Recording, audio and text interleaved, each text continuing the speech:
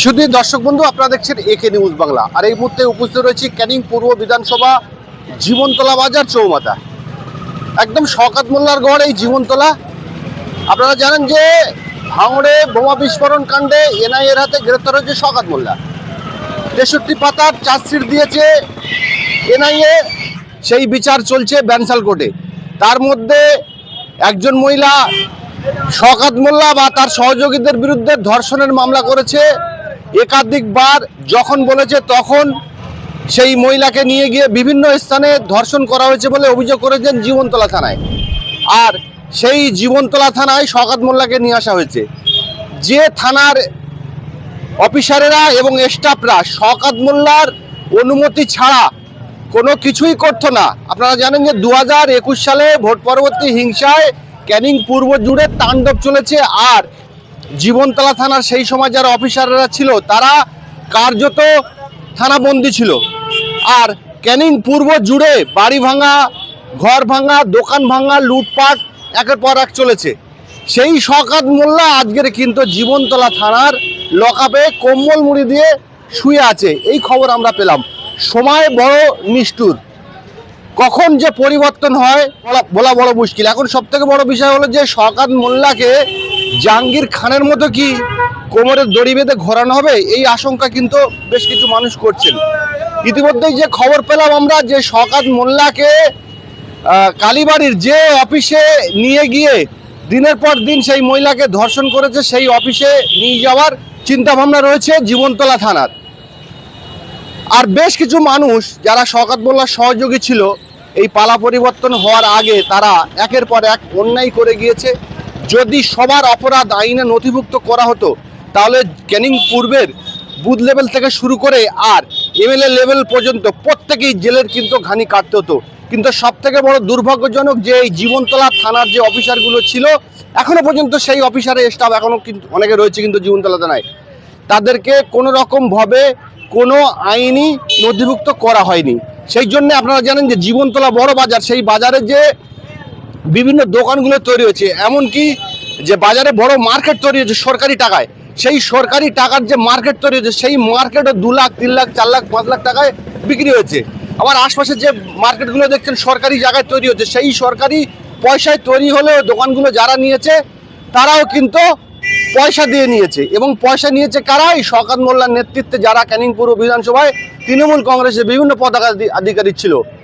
কারোর বিরুদ্ধে কোনো রকম অভিযোগ এখন হয়নি, কিন্তু অভিযোগ হবে না এমন কোনো বিষয় নয়, অভিযোগ হবে আস্তে আস্তে।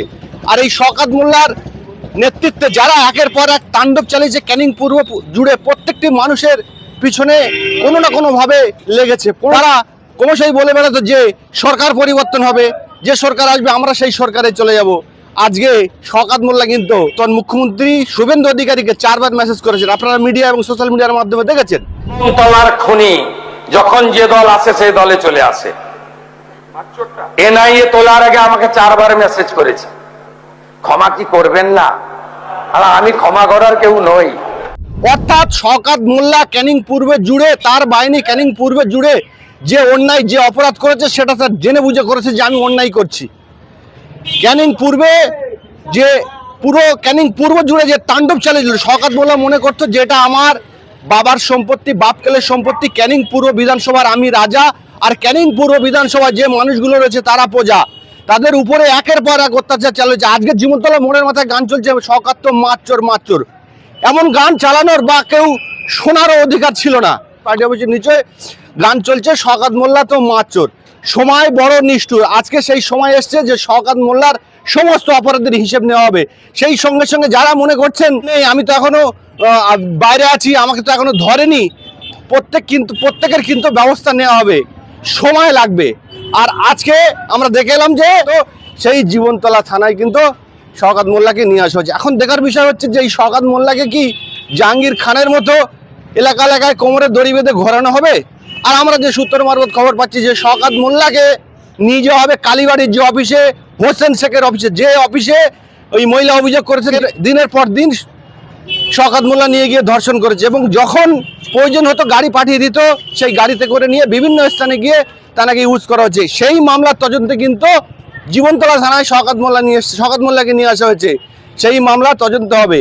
এই মুহূর্তে উপস্থিত রয়েছে একদম জীবনতলা থানার সামনে। গতকাল এই ক্যানিং পূর্ব প্রাক্তন বিধায়ক শওকত মোল্লাকে এই থানাতে নিয়ে আসা হয়েছে। তো বিষয়টা হলো একটা, যে শওকত মোল্লা যখন বিধায়ক ছিলেন ক্যানিং পূর্ব বিধানসভার, তাকে অভিষেক বন্দ্যোপাধ্যায় ভাঙড়ের সিট দেন। সেই সময় আমরা দেখেছিলাম যে জীবনতলা বাজারে হাজার হাজার মানুষ এসে প্রতিবাদ জানায়, আন্দোলন করে যে আমাদের শওকত মোল্লাকে আমরা চাই, শওকত মোল্লাকে এখানে দিতে হবে টিকিট। আজকে যখন শওকত মোল্লাকে জীবনতলা থানা নিয়ে আসা হয়েছে, সেই ভক্তগুলো, সেই লোকগুলো কোথায়? সময় বড় নিষ্ঠুর।